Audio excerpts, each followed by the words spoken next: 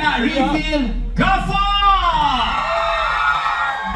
Baik, Ghaffar seorang yang sering elak konflik, tidak berlagak dan juga bersikap simpati, tetapi dia memilih untuk menjarakkan diri.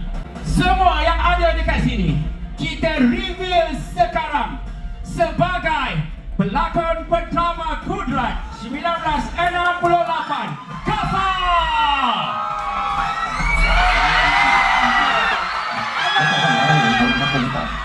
Otak jadi betul.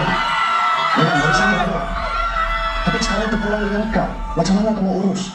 Udah, kalau aku pikirin bapak, kau akan bangga lihat kau. Salam perkenalan. Ghaffar.